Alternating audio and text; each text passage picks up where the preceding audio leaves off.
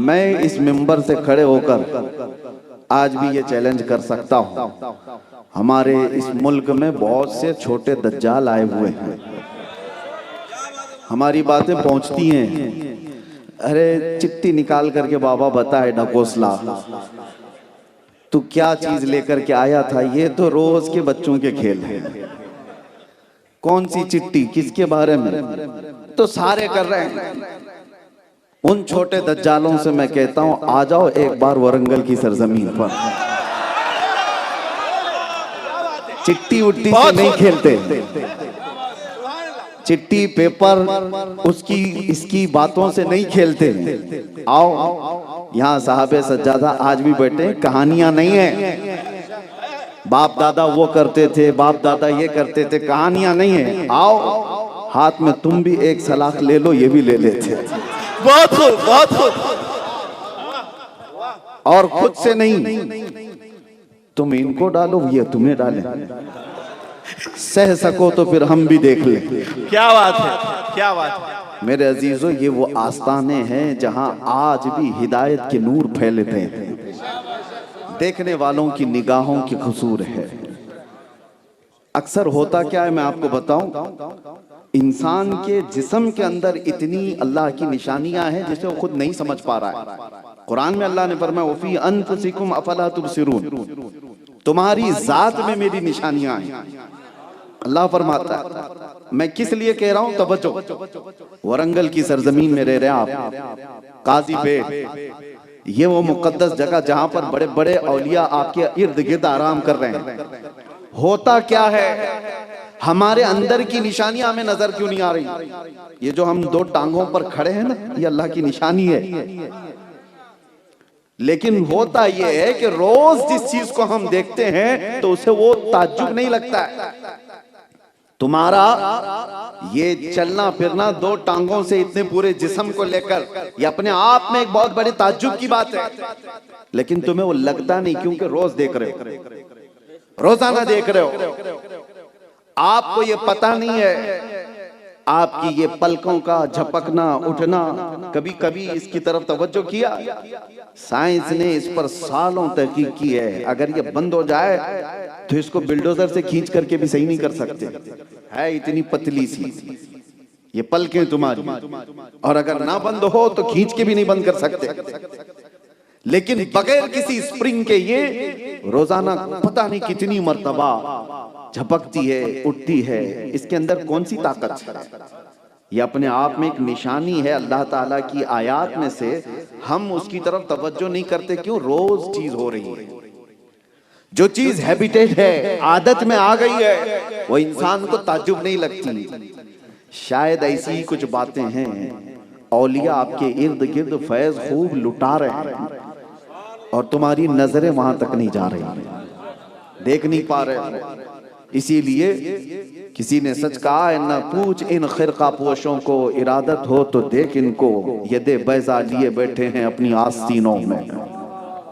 मैं लफ्ज़े बयाबानी सुनता हूं तो एक अजीब एहसास होता है तो जंगल को कहा जाता है, जंगल को कहा जाता है, लेकिन अल्लाह वाला जिस जंगल में बैठ जाए वो शहर से भी बेहतर बन जाता है। फिर वो बयाबान लफ्ज ही रह जाता है, हकीकत में नहीं होता। इन औलिया कामिलीन को अल्लाह ताला ने वो असर अता फरमाया है और बड़ा फख्र है मेरे अजीजों।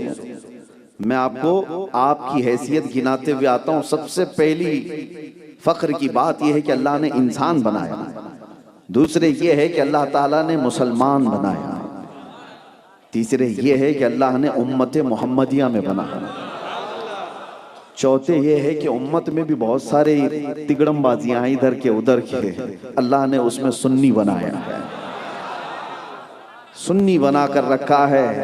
मेरे अजीजों, उस पर मजीद ये है कि अल्लाह ताला ने औलिया के अदब करने वाली जमात में रखा है।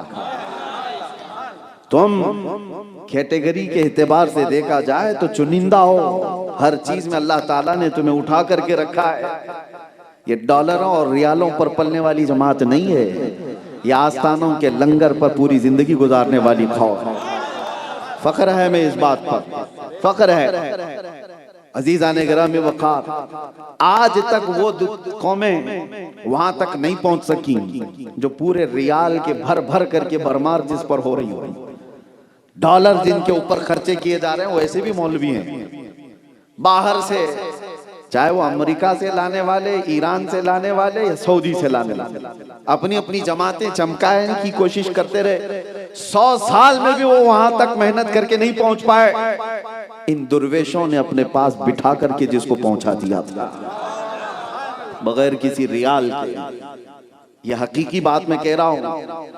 चाहे दुनिया आज भी पूरी ताकत लगा दे, अपना पूरा पैसा खर्चा कर दे, आपको पता है जब किसी के पास पावर आता है, ताकत आती है, तो सबसे पहले वो किसका मिशन रोकते हैं? औलिया का मिशन। उनको चलती फिरती जमातों से तकलीफ नहीं है। आज भी देखे इजराइल जैसा कट्टर दुश्मन इस्लाम, वो भी कहता है, उसको भी तबलीगी जमात से कोई डर नहीं है। उनके यहाँ गैर मुजिर चीज है, गैर मुजिर है, कोई तकलीफ देने वाली जमात नहीं है, ये चलती फिरती है। फिर डर किससे है? कहा ये सुन्नियों से, ये जो रसूलुल्लाह के इश्क की बात करते हैं, ये जो मोहब्बत औलिया की बात करते हैं। वजह यह है कि यहाँ ईमान जोश खाता है, और अगर इनमें का एक भी खड़ा हो गया तो हजारों को सुला देगा। पूरी दुनिया ये इसी कौम को अपने निशाने पर रखती है। वजह यह है कि ईमान तुम्हारे पास है। इसी को आला हजरत ने क्या कहा? तेरी गठरी ताकी है और तूने नींद निकाली। सुना जंगल रात अंधेरी छाई बदली काली है, सोने वालों जागते रहियो चोरों की रखवाली है। आंख से काजल साफ चुरा ले या वो चोर बला के हैं, तेरी गठरी ताकी है। तेरी गठरी ताकी है मतलब क्या है? शैतान तेरी ही गठरी चुराने के पीछे लगा हुआ है, और ऐसे में तू सो रहा है। शैतान को दूसरों की गठरी से मतलब ही नहीं। अरे हो तो मतलब, सब कुछ तुम्हारे पास है, ईमान तुम्हारे पास है, इश्क रसूल तुम्हारे पास है, इश्क औलिया तुम्हारे पास है, कुरान के आदाब तुम्हारे पास है, सही तफसीर तुम्हारे पास है, सही अहादीस तुम्हारे पास है। ये बेशबहा कीमती चीजें रखे हो तो तुम्हारी गठरी तो देखी गई है। इसको चुराने के लिए पूरी ताकत लगाई जाती है। और ऐसे में आला हज़रत कहते हैं सोना मत, सोना मत, सूना बन है, सोना जहर है, सूना पास है, सूना बन है, सोना जहर है। उठ प्यारे, 3 बार लफ्ज़े सूना है। सूना पास है, गोल्ड तुम्हारे पास है। सूना क्या है? गोल्ड, यानी गोल्ड तुम्हारे पास है, सूना बन है, यही बयाबान है। यानी बन कहते हैं जंगल को, वीरान जंगल है, ऐसे में तुम्हारे पास गोल्ड रखा हुआ है, और ऐसे वक्त में सोना नींद जहर है। उठ प्यारे, सूना पास है, सूना बन है, सोना जहर है। उठ प्यारे। और उस वक्त आला हज़रत कहते हैं तेरी गठरी ताकी है और तूने नींद निकाली है। हाँ, सोना पास है, सोना बन है, सोना जहर है। उठ प्यारे, तू कहता है मीठी नींद है, तेरी मथी निराली है। वो तो निहायत सस्ता सौदा बेच रहे हैं जन्नत का, हम मुफलिस क्या मोल चुकाएं, अपना हाथ ही खाली है। ऐ मेरे अजीजों, मैं आपसे एक बात और अर्ज करते हुए ये तमहीदी बातें कह रहा हूँ कि अल्लाह का करोड़ है एहसान है कि औलिया के आस्थानों से उसने हमें वाबस्ता रखा है। दुआ भी यही करो कि क़यामत तक हमारी नस्लें इन औलिया के गुलाम पैदा हो, सर उठाने वाला नहीं, इनके सामने अदब के साथ खड़े रहने वाला बंदा बनाया। जिन लोगों ने भी इन औलिया के आस्थानों से दुश्मनी मोली है, वो हदीस कुदसी में अल्लाह के नबी सल्लल्लाहु तआला अलैहि वसल्लम ने फरमाया, अल्लाह का ये फरमान, मन आदा ली वलियन फक़द आदनतुहु बिल हर्ब, जिसने मेरे किसी वली से दुश्मनी की, मैं उसको अपने साथ जंग का ऐलान करता हूँ। किसकी है ये हिम्मत जो अल्लाह से जंग का इरादा करे? कौन है जो ये जुर्रत रखता है अल्लाह से वो जंग करे? मेरे अजीजों, आस्थाने हमारे जो औलिया कामिलीन के हैं, इस पर अब सारी दुनिया की नजरें, उनमें कुछ टोपी जुब्बे वाले भी हैं और कुछ कुफारो मुशरिकीन भी हैं, और दोनों इन आस्थानों से बुग़्ज़ व अदावत रखने वाले। इनके दिलों के अंदर इन औलिया की दुश्मनी है। अब तो देखो अजमेर मोहल्ला की तरफ उंगलियां उठाई जाए, ये कहां कहां ढूंढेंगे, जहां खोदो वहां कुछ ना कुछ मिल जाए, बस ने होता ही नहीं है। हमसे एक मीडिया वाले ने ये इंटरव्यू लिया था और मैंने कहा था कि भाई यहाँ इतनी सब जो पुरानी पुरानी इमारतें दिखती हैं सब पर दावा ठोक देते हो, औलिया के आस्थाने वो थे ये थे, दुश्मनी किस बात की? दुबई जाते हो वहां भी दावत ठोक दो, ये बुर्ज खलीफा नहीं, ये बुर्जेश्वर है। चाहे हो सकता है कहीं पर क्या रखा है औलिया की दुश्मनी से, इन आस्थानों की दुश्मनी से। तारीख मौजूद है, उस गरीब नवाज को पूरी ताकत लगा करके ये यहाँ से भेजना चाहते थे, लेकिन हुआ क्या, न वो उठाए जा सके न ही बुझाए जा सके, बल्कि अल्लाह ने आज हर दिल पर उनकी हुक्मरानी पैदा फरमाई। हाँ, उस जमाने में एक मामला भी पेश आया था कि सरकार गरीब नवाज को हर तरह से तकलीफें दी जा रही थी। उस मर्द दुर्वेश को उठाने के लिए जादू का सहारा, ताकत का सहारा, लड़कियों का सहारा, सब कोशिश हो गई थी। फिर एक बड़े साधु को, बड़े पंडित को, पुजारी को, जो जादू के बहुत सारे गुर जानता था, उससे जाकर पैसे वालों ने कहा कि इस दुर्वेश को यहाँ से निकालो, अजमेर से कुछ तो करो।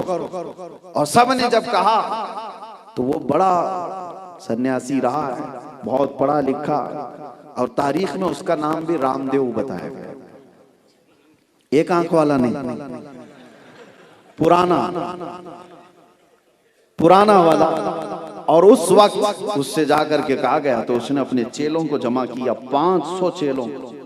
कहा चलो उस दुर्वेश को मैं अभी मंत्र ऐसे सिखाऊंगा कि वो निकल के भागेगा यहाँ से। मंत्र सिखा करके लाया गया। उस वक्त सरकार गरीब नवाज अना सागर की एक झोपड़ी में रह रहे थे, खीमे में चंद खुद्दाम थे। आपके एक खादिम आए और कहा कि हुजूर गजब हो गया, बड़ी जमात आई हुई है मंत्र पढ़ते हुए, कुछ मंत्र वो लोग सीख करके आए, सुना है कि बड़ा जादू करेंगे और हमारा सब यहाँ से निकाल देंगे। सरकार गरीब नवाज ने क्या कहा, ला तहज़न इन्नल्लाह मअना, घबरा मत, अल्लाह हमारे साथ है। ये पावरफुल जुमला है, सुन्नियों हमेशा याद रखो, कोई हो या ना हो हमारे साथ, अल्लाह हमारे साथ है। यकीन रखो अल्लाह हमारे साथ है। आज की जितनी भी फूंकों से बुझाई जाने वाली ताकतें हों या हुकूमतें हों, ये चंद दिनों की बात हो सकती है। और फिर मैं अपने जुमले में कहूं तो कुछ देर की, बाकी का बोलने की जरूरत ही नहीं। वक्त आएगा, वक्त भी आएगा, दौर भी आएगा। सुनो, अल्लाह हमारे साथ है, अल्लाह हमारे साथ है। सरकार गरीब नवाज ने कहा घबराओ मत, अल्लाह हमारे साथ, आने दो। पूरी फौज आई। सरकार गरीब नवाज को कहा गया कि आप आओ, उनका मुकाबला करो। तो सरकार गरीब नवाज ने अपने जो खादिम थे 4-5, उनसे कहा, एक लकीर खींच दी, कहा तुम इसमें ही खड़े रहना, इसमें ही खड़े रहना। और खुद क्या कहने लगे, ला इलाहा इल्लल्लाह, ला इलाहा इल्लल्लाह, ला इलाहा इल्लल्लाह। ये जिक्र था सरकार गरीब नवाज का। इसी असरा में बड़े साधु जी चेलों के साथ गुरु घंटाल आए हुए, और सारा मंजर देखने वाले लोग भी मौजूद हैं। साधु ने कहा था, जैसे ही मैं कहूं तभी मंत्र पढ़ना, जो सिखाया है, जो भी अगड़म बगड़म जो भी सिखाया, कहा मैं जिस वक्त ऑर्डर दूं तभी ये मंत्र पढ़ना, जादू असर कर जाएगा। तो सारे रेडी थे, तैयार थे। उधर सरकार गरीब नवाज खीमे से जैसी निकले, ओ अल्लाह अकबर, चेहरे के अंदर वो जमाल, पेशानी से निकलने वाला वो नूर, जिसे देखे तो अल्लाह के नबी याद आ जाए। हुसैनी जलाल है, हसनी वजाहत है, हैदर कर्रार की शबाहत है। गरीब नवाज जैसे ही बाहर खीमे से आए, आपकी जुबान पर ला इलाहा इल्लल्लाह का जिक्र था। उसी असना में उधर से गुरु ने कहा, चेलों को जो मंत्र सिखाया है सब पढ़ो। सारे लोग एक साथ पढ़ो। सारे चेलों ने शुरू कर दिया, मगर वो मंत्र नहीं, पढ़ने लगे ला इलाहा इल्लल्लाह। ला इलाहा इल्लल्लाह।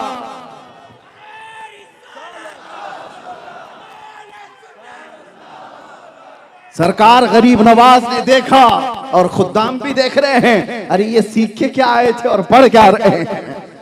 और मेरे अजीजों, ये कोई जोक नहीं, लतीफा नहीं, तारीख की सच्चाइयां हैं। 500 लोगों ने कलमा पढ़ा था, तो जो सिखाकर उस्ताद लाया था वो कदमों में गिरा और कहा ये चेहरा किसी झूठे का नहीं हो सकता, ये झूठे का चेहरा नहीं हो सकता। मैं खुद भी वही कलमा पढ़ता हूं जो आपकी जुबान से निकलता।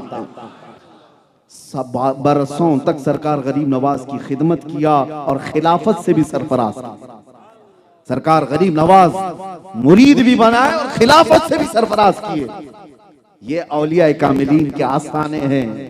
अजीजा ने गिरामी वक़ात, दीन जो फैला है, इस्लाम जो फैला है, आपको ये बातें इसलिए बताई जाती हैं कि आज का नौजवान ये समझता है कि गूगल से हमारे पास दीन आ गया है, इंटरनेट से दीन आ गया है। पता नहीं कैसे कैसे जोकर आ गए हैं इंटरनेट पर, नौजवान उनकी फिदाई बन गए। क्या रेफरेंस देता है, क्या नंबर बोलता है। वो इंजीनियर है, कोई डॉक्टर है, कोई प्रोफेसर है। तुम इंजीनियरों के दीन पर हो कि गरीब नवाज के दीन पर हो? दीन प्लम्बर से, इंजीनियर से नहीं आया है। दीन आया है तो अफजल बयाबानी जैसे बुजुर्गों से आया है। दीन आया है तो ख्वाजा दक्कन से आया है। हमारे पास दीन आया। अरे इनको तो पेशाब का सलीका नहीं मालूम, जो दीन सिखाने के नाम पर बैठे हुए हैं। उन्हें किस चीज का सलीका है? ये औलिया पर भौंकने वाले लोग, आस्थानों की बेहुरमती करने वाले लोग, वो दीन के पैरोकार हो सकते हैं, दीन के अलंबरदार हो सकते हैं। मैं नौजवानों से कहता हूं, तुम्हें क्या हो गया? हर चीज को गूगल पे क्यों देखते हो? हर चीज को। मैंने अभी एक फतवा पढ़ा, बहुत बड़ा मुझे अच्छा भी लगा। जामिया अजहर मिस्र ने फतवा दिया 4-5 दिन पहले की बात। एआई आ गया है, आर्टिफिशियल इंटेलिजेंस, हर चीज बोल रहा है, हर चीज, सबकी नौकरियां भी खा रहा है। जो बोलो सब, असाइनमेंट पूरे, वकालत के केस डाल दो वो पूरे, प्रिस्क्रिप्शन डाल दो तो डॉक्टर की सारी बातें बोल रहा है, सब कुछ कर रहा है। अरे नकली आदमी भी बन के बात कर रहा है। ऐसे में एक सवाल आया है कि एआई से कुरान की कोई आयत पढ़ करके उससे कहें इसकी तफसीर बोल, तो वो तफसीर कह रहा है, तफसीर बोल रहा है, क्योंकि जितनी लोडेड है उतनी तो कहेगा, जितना बताया गया वो सब बताएगा। लेकिन फतवा ये आया कि कुरान की आयत एआई से पूछ करके तफसीर हासिल करना जायज नहीं। इसको यहीं पर रोक दिया गया है। यही से मैं समझाना चाहता हूं, हर चीज वहां से हासिल करने वाली नहीं होती जो आप वहां से ले रहे हो, क्योंकि तुम्हें पता ही नहीं सही क्या है गलत क्या है, तमीज ही नहीं कर सकते, तो कैसे तुम दीन वहां से हासिल करोगे? हमारे बुजुर्गों ने दीन जो हासिल किया, कैसे हासिल किया? बायजीद बुस्तामी की माँ है, बच्चे को लेकर के आई उस्ताद के पास, कहा इसको अपने पास रख लीजिए, दीन सिखाई। कहा आप खुद भी आलिमा हैं, आप सिखाएं। कहा हम चाहते हैं कि बुजुर्गों से जो चला है वो मेरे बेटे के अंदर आ गया, खुद सिखा सकती, उस्ताद के पास ले जाकर के रखती हैं। दीन सिखाने का जज्बा ऐसा होना चाहिए। बायजीद बुस्तामी की माँ उस्ताद से ये भी कह के आती है, मेरा बेटा मेरे बगैर सोता नहीं, अकलौता बेटा है और इसको मेरी आदत लगी हुई है, चाहे कुछ भी बहाना करे घर मत भेजना, नहीं तो इसकी तालीम में फर्क पड़ जाएगा। उस्ताद ने कहा ठीक है। दिन गुजरे, 2 दिन, हमें पता है मदरसों में जब ले जाकर के हमें शुरू में भेजा जाता था, कितने दिन तक रो रो करके गुजारते थे। माँ याद आए, बाप याद आए, भाई याद आए, बहनें याद आए, बहुत ये सारे हालात। और कितने तो बच्चे इसीलिए भाग चले जाते, रुक भी नहीं पाते। बायजीद बुस्तामी पढ़ते रहे, 8 दिन गुजरे थे, 8 दिन। तवज्जो चाहता हूं, उस्ताद से कहा कि मेरी माँ से मिलना है, छुट्टी दे दीजिए।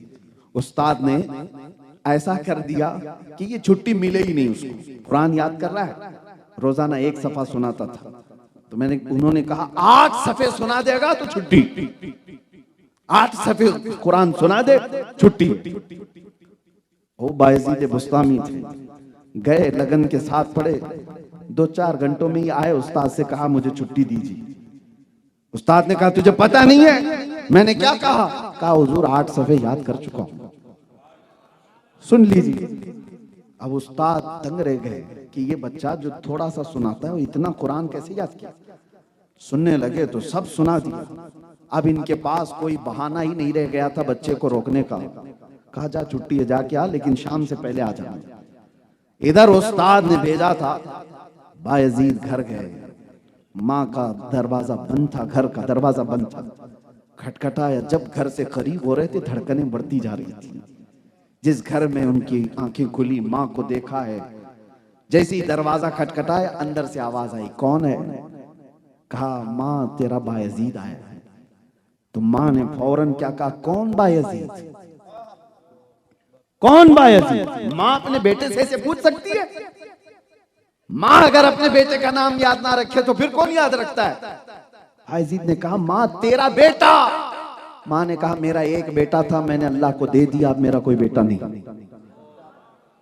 मेरा एक था, मैंने उसे दे दिया है अल्लाह की राह में दीन के लिए, मेरा अब कोई है नहीं। बायजीद दरवाजा नहीं खोला, बगैर माँ से मुलाकात किए वापस फिर उस्ताद के पास आ गए।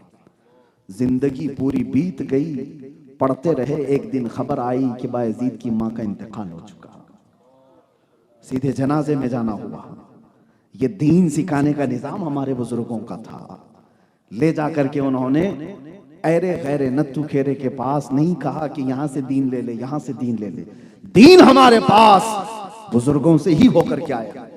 अपने बच्चों को ये तलकीन करके जाओ, दीन वही सही है जो औलिया के आस्ताने से होकर के आया, जो औलिया कामिलीन के सलासिल से होकर के आया। हम सुन्नी हैं, चाहे जो भी जितनी आलोचना करे हमारी, हम अपना दरवाजा नहीं छोड़ सकते, हम अपना घर नहीं छोड़ सकते। बाज लोग ये सोचते हैं कि बहुत अब मॉडर्न जमाना है, तरक्की याफ्ता जमाना है, अब वो पुराने ख्यालात से निकलना चाहिए। इनको क्या पता पुराने ख्यालात से निकलने का अंजाम क्या होता है। मैंने पढ़ा था एक दानिश्वर अमेरिका की तरक्कियों पर फरेफ्ता थे, मगरिब के दिलदादा थे। उस दानिश्वर की एक बात मैं बता रहा हूं, बड़ा मुफक्किर है, साइंसदान है। उसने तसव्वुरात में एक किताब लिखी, कहा मैं मगरिब की बहुत सारी तरक्कियात पर बिल्कुल ऐसा था कि दिल दे बैठता, जान दे बैठता। ये कहां से कहां को पहुंच गए, चांद में पहुंच गए। इन्होंने सूरज की किरणों को कैद कर लिया है, जमीन का सयाल मादा निकाल कर न जाने क्या क्या केमिकल बना दिए, बोलता हुआ आला बना दिया, सब तरक्कियां कर ली हैं। एक बार चल करके देखते हैं ये गुंबद खजरा की तरक्की क्या है। गुंबद खजरा की तरक्की क्या है? वो मुफक्किर कहता है आलम तसव्वुर में मैं गुंबद खजरा के पास गया और कहा, ऐ मकीने गुंबद खजरा, तेरा बड़ा बोलबाला है, तेरा बड़ा बोलबाला है, दुनिया में तेरी तरक्कियों के बहुत चर्चे हैं। मुझे बता क्या अमेरिका ने, रशिया ने जो सारी तरक्कियां की हैं, तेरे आस्ताने से भी कोई तरक्की हुई है? आवाज आई, आंख बंद कर, एक तरक्की तुझे दिखाता हूं, आंख बंद कर तुझे तरक्की दिखाता हूं। आलम तसव्वुर में उस मुफक्किर ने लिखा है और कहता है मैंने आंख बंद की, तारीख दिखाई जा रही थी, एक बाब पर जाकर रुक गया तारीख में, वहां पर 2 लोगों की तारीख लिखी हुई थी। ये मुफक्किर कहता है मैं रुक गया तारीख देखते हुए, वाकया लिखा हुआ था उस तारीख में। क्या लिखा हुआ था? एक नौजवान हसीन चेहरे वाला मस्जिद नबवी में आता है, मस्जिद नबवी में आता है और एक बुजुर्ग सफेद कपड़ों में बैठे हुए हैं। आने वाला नौजवान बुजुर्ग के पास आया और कहा आपके पीछे चलने आया हूं। बुजुर्ग ने कहा ठीक है आजा, मेरे पीछे चलने आया है। अब सुनो, इस मुफक्किर ने उंगली रख करके पूछा बताओ तारीख के औराक ये दोनों हैं कौन? ये कौन है? ये जवान कौन है? ये बूढ़ा कौन है? तारीख ने बताया ये जो बुजुर्ग बैठा है ये उस्मान हारूनी है और आने वाला जवान मोइनुद्दीन चिश्ती है। पूछा कि क्या है तारीख में, क्या हुआ तारीख में, क्या हुआ? सुनो, उस मुफक्किर ने देखा बुजुर्ग ये कहता है उस नौजवान से, बेटा आसमान की तरफ देख क्या दिखता है। नौजवान ने देखा और कहा आसमान दिखता है और कुछ भी नहीं।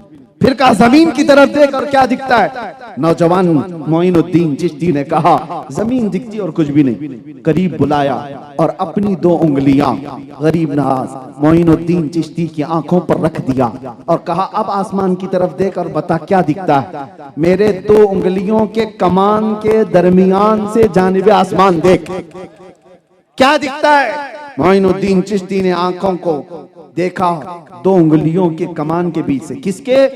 उस्मान हारूनी, ख्वाजा उस्मान हारूनी जो पीरो मुर्शिद है, उनकी उंगलियों के कमान के बीच से देखने लगे और फिर पुकार कर कहा हुजूर पहला आसमान भी दिख रहा है, दूसरा और तीसरा भी दिख रहा है, चौथा और पांचवा भी दिख रहा है, छठा और सातवां भी दिख रहा है, यही नहीं अर्शे खुदा तक दिख रहा है। 2 उंगलियों के बीच से अर्श खुदा तक दिख रहा है। कहा जमीन की तरफ देख।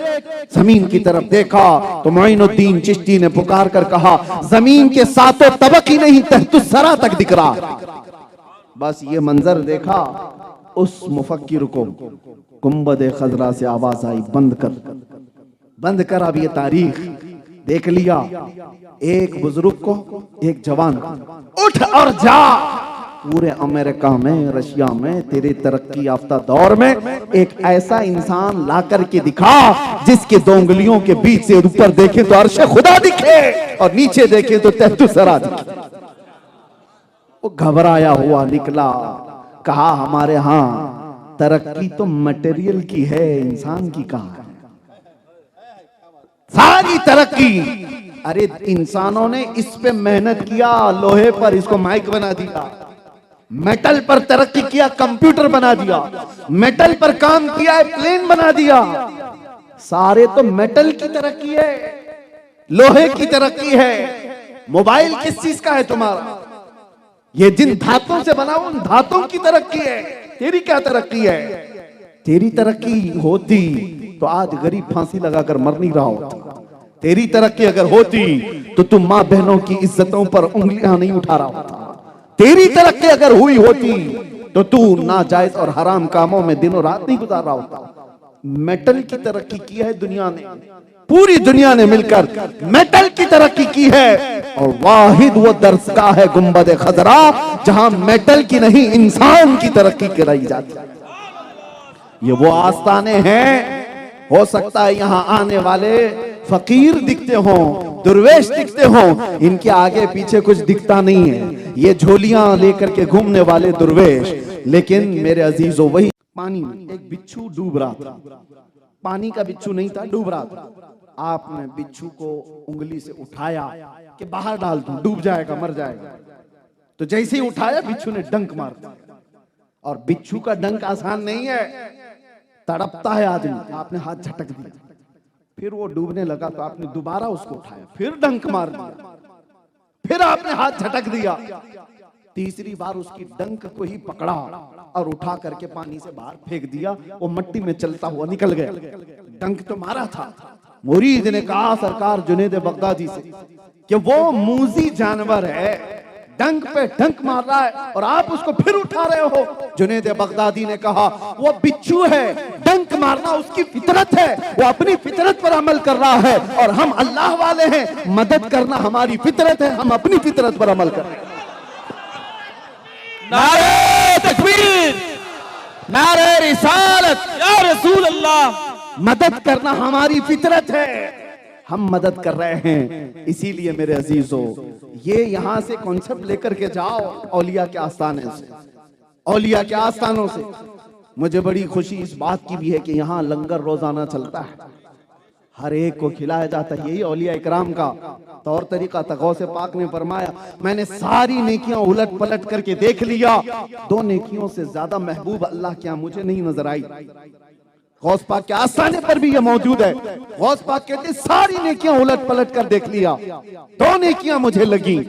पूछा कौन सी? कहा एक नंगों को कपड़ा पहनाना, दूसरे भूखों को खाना खिलाना। गौस पाक ने फरमाया। और इसी वजह से 1000 साल हो गए गौस पाक का लंगर आज भी चल रहा है।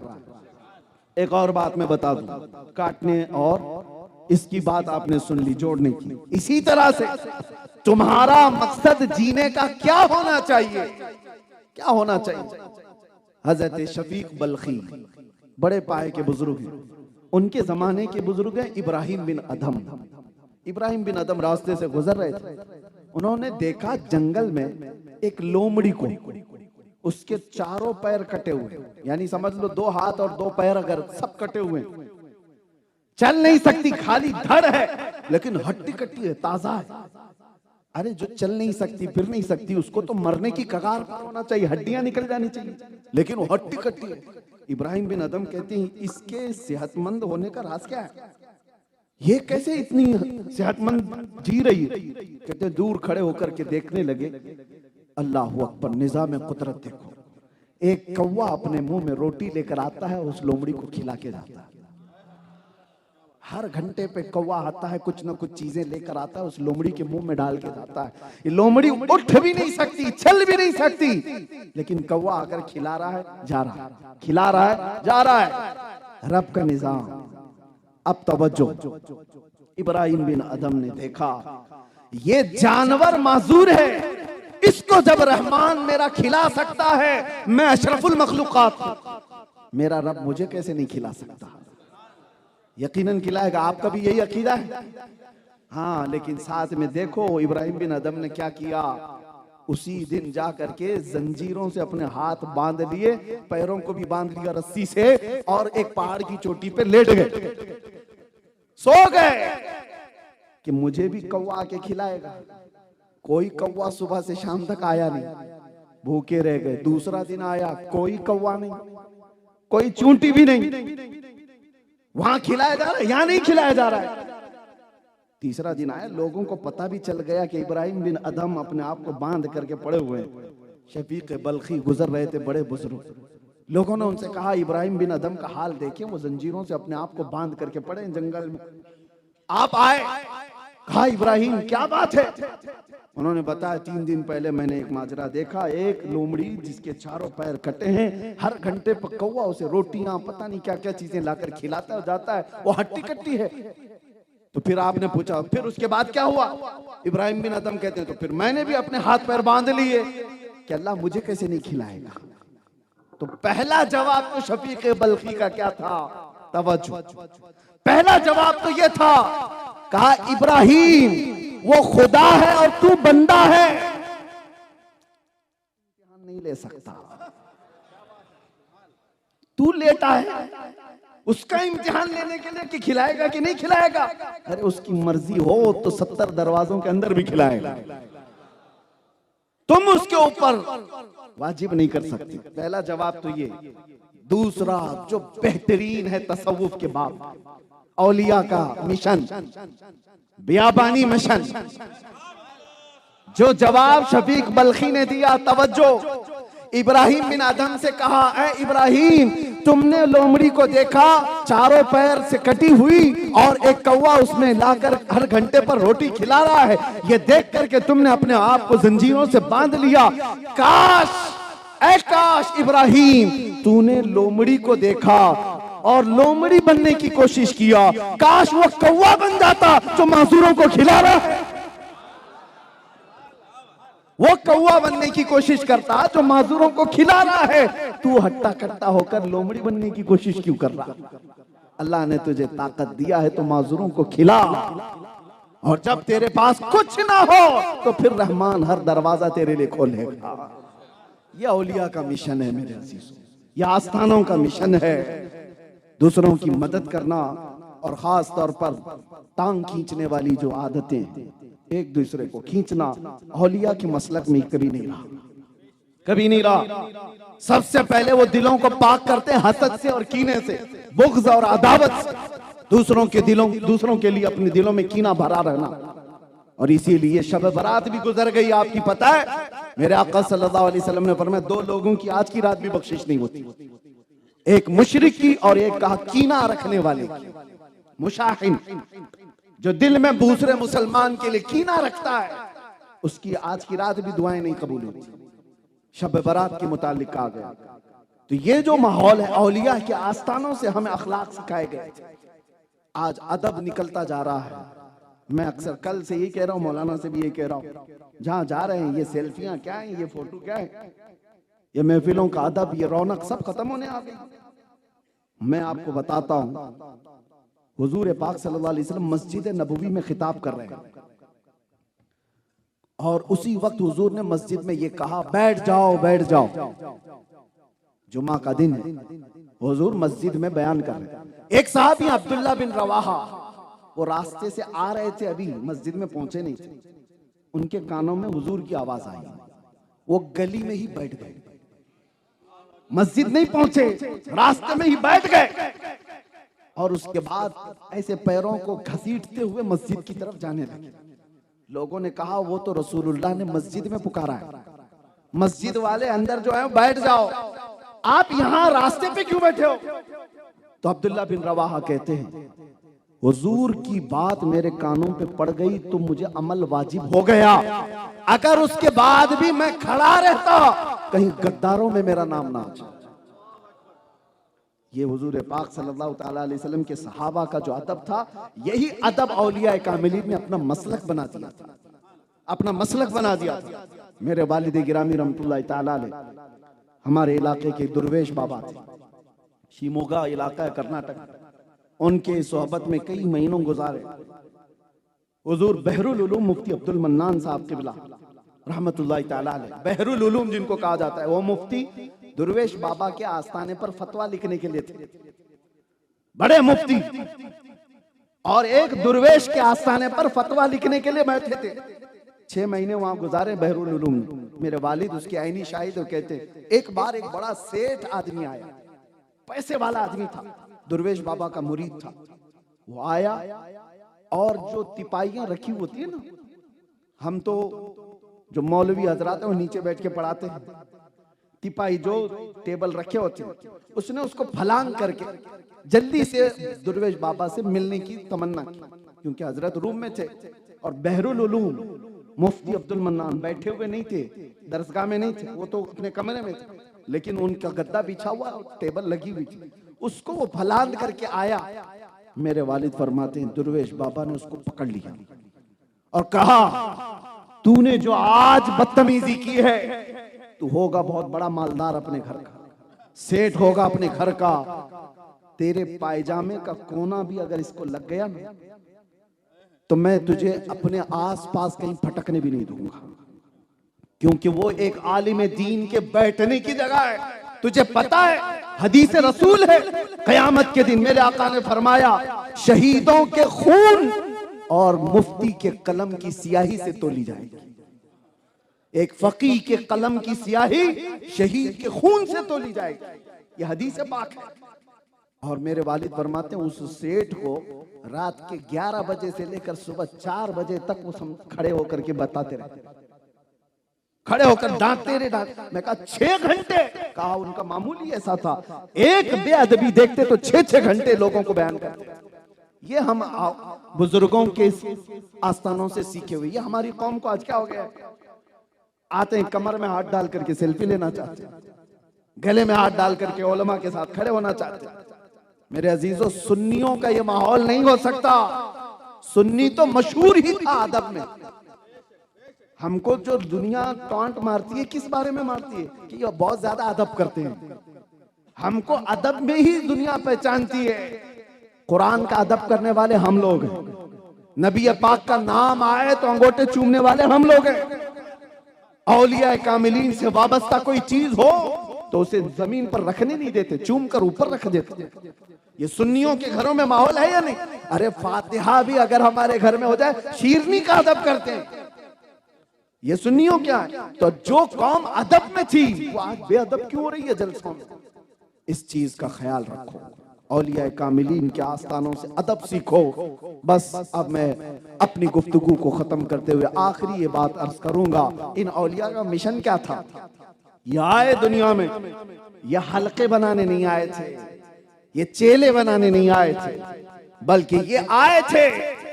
इनका एक कलमा मैं आपको बता दूं, मौलाना जलालुद्दीन रूमी फरमाते हैं, कहा कि लोग आपको बहुत चाहते क्यों? आज लोग टूट पड़ते हैं आपकी तरफ। मौलाना रूम ने क्या कहा?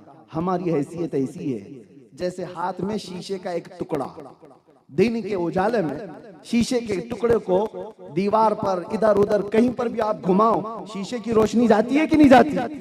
दीवारों पर शीशे की रोशनी जाती है। तो मौलाना जलालुद्दीन फरमाते हैं वो शीशे की रोशनी, हम भी बचपन में खेलते थे, आप भी खेलते रहे होंगे, शीशे का टुकड़ा लेकर दिन में आप ऐसे सूरज को दिखाते और फिर दीवारों को उजाला करते रहते, उसकी एक रोशनी पड़ती है। मौलाना रोम फरमाते हैं वो जो शीशे के टुकड़े से दीवारों पर और पत्थरों पर रोशनी पड़ती है वो शीशे की नहीं होती, वो सूरज की होती, शीशे की नहीं है, वो सूरज की है।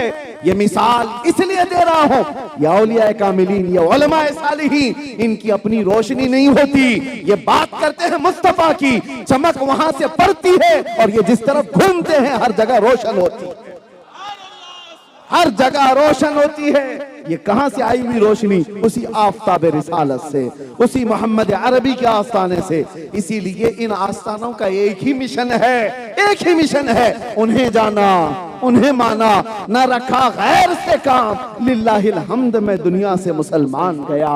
यह औलिया का मिशन है, आज ले उनकी पनाह, आज मदद मांग उनसे, कल न मानेंगे क़यामत में अगर मान गया।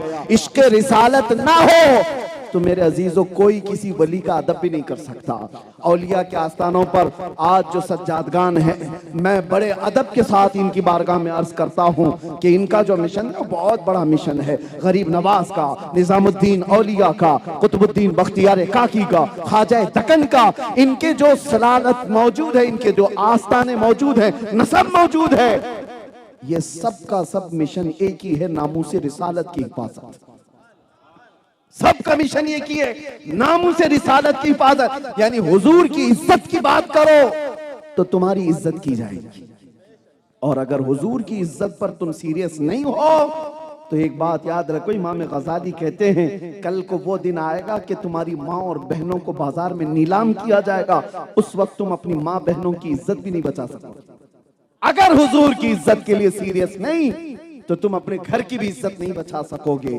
इसीलिए आओ उस मिशन पर कि हमें, हमारी हैसियत क्या है, हमें दुनिया पहचानती है तो मेरे नबी के नाम से पहचानती है। आबरूए माँ ज़नाम मुस्तफ़ा, हमारे पास अपना कुछ नहीं है, नाम उनका है। अगर ये अलग कर दिया जाए तो हम चलती फिरती लाशें हैं। दुनिया हमें हुजूर के नाम से समझती है, पहचानती है, गुलाम मुस्तफ़ा समझकर। अगर चंद कौमों में डर भी है तो वो डर भी उसी से वाबस्ता है, क्योंकि मोहम्मद अरबी के गुलामों को दुनिया ने देखा है, निकल करके सहरा से जिसने उलट दिया था तख्ते रोमा को। सुना है कुदसियों से मैंने कि वो शेर फिर होशियार होगा। इकबाल ने कहा है दुनिया पहचानती है, 313 निकले थे और सबके बखी उधेड़ देते थे। दिन भर फाका करने वाले, पैबंद लगे कपड़े पहनने वाले, पैरों में चप्पल नहीं, एक खजूर की गुठली पर 10-10 सहाबा खा करके गुजारा करते। लेकिन वो जब मदीने से निकलते थे तो रोम की हुकूमत भी कांपती थी, ईरान की हुकूमत भी कांपती थी। उनको घुटने टेकने पर मजबूर करने वाले मोहम्मद अरबी के ये गुलाम हैं। दुनिया को पता है, इन्हें पता है, और आज भी ये मौजूद कौम उसी कौम की वारिस है, उसी कौम की वारिस है। किसी भी दिन इनके अंदर वो शेर होशियार हो गया तो अच्छे अच्छे कुत्तों की मौत आ ही जाएगी। बहरहाल खुलासा ये है कि तकरीर में कहीं ना कहीं घूम के कुत्ता आ ही जाता है। अल्लाह तबारक व तआला कुत्तों को भी हिदायत अता फरमाए और शेरों को जागने की तौफीक अता फरमाए। अल्लाह करीम मोहम्मद अरबी के शेरों को उसी तरह जिंदा रखे जैसे खालिद बिन वलीद को रखा। हैदर कर्रार के बाजुओं की ताकत अता हो और शहाबुद्दीन गौरी की और सलाहुद्दीन अय्यूबी की फिक्रें हमारी कौम में बेदार हो, और खड़े हो जाओ और ये कहो, ये कह करके कि मोहम्मद से वफा तूने तो हम तेरे हैं, ये जहां चीज है क्या? लब्बैक या रसूल अल्लाह, लब्बैक या रसूल अल्लाह, लब्बैक या रसूल अल्लाह।